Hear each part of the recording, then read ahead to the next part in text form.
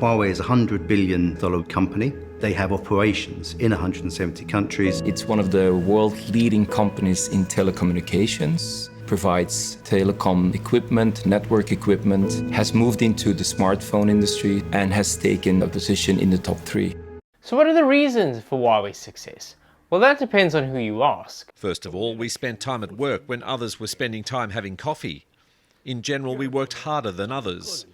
What is important to note about the exponential growth of market share gains realized by both ZTE and Huawei is that they were not tied to any unique technology development. One thing you hear frequently is that Huawei is able to offer pricing much lower than its competitors. I was talking to an executive from a European telco that was involved in a bidding process with Huawei, and he said that they offered them close to a 90% discount. We have frequently seen bids that do not seem to make sense in the pricing. We think that nobody could, if there were a company that was beholden to shareholders and had to make profits, could offer that sort of bid. The industry, electronics are pretty well known. If you look at a product, everyone can sort of guess how much it's going to cost in raw materials, etc. There are 3 aspects to the support that Huawei receives.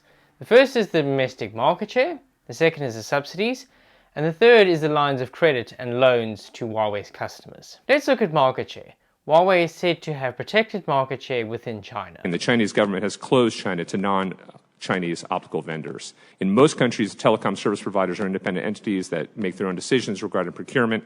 In China, however, the big 3, China Mobile, China Telecom, and China Unicom, are all state-owned enterprises. There are numerous reports indicating that procurement by the Chinese telecom operators has been a major factor fueling the success of Huawei and ZTE and their ability to finance their research and development and to penetrate foreign markets. The Chinese government guarantees Huawei and ZTE 2/3 of domestic 5G network contracts. Foreign firms have to compete with other Chinese firms for the remaining 1/3. Then there's the evidence from the operators themselves. Both China Telecom and China Unicom have disclosed that the state-owned parent company makes procurement decisions.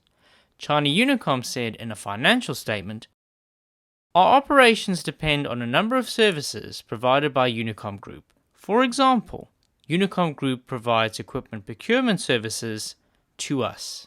So effectively, you have a closed market where you can make your profits do well, excluding most non-Chinese companies. And it's calculated that the Chinese government has financed the growth of Huawei with some $75 billion over the last few years to enable it to achieve the kind of market dominance. Huawei has received $1.6 billion in grants from 2009 to 2018. Third, the Chinese optical vendors are provided with significant export credits. China is the leading provider of export credits, and Huawei and ZTE have been major beneficiaries of this generous export support. Huawei describes the credit line as an export buyer's credit that is financing available to Huawei for overseas customers to finance the purchase of equipment from Huawei.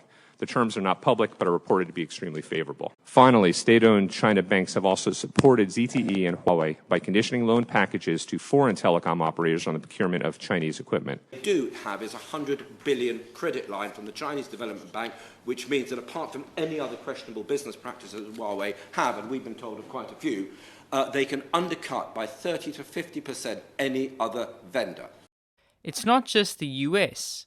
The EU started an investigation in 2010 after receiving a complaint that Huawei and ZTE were receiving subsidies for wireless modems. An initial investigation found that the subsidies may be as high as 100%.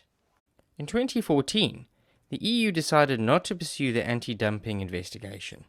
This was to allow continued negotiations with Chinese authorities. Huawei says that it does not receive special funding from Beijing, and the support it receives is no different to those received by its major competitors, and it receives no special treatment from the government or state-run banks.